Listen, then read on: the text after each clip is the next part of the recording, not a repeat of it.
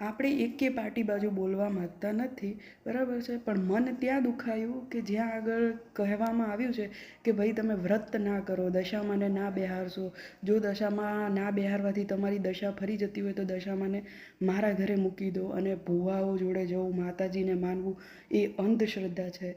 તો હું એટલું જ કહેવા માગું છું કે ગુજરાત એ દેવભૂમિ છે, બરાબર, અને બનાસકાંઠા કે જ્યાં આગળ માતાજી અને ભગવાનને સર્વસ્વ માનવામાં આવે છે. આપણો દ્વારિકાધીશ હોય કે એ દશામાં હોય, બરાબર છે, બધું સર્વસ્વ જ છે આપણા માટે, ગુજરાતીઓ માટે. તો તમે આવી વાતો કેમ કરો છો? શું કામ?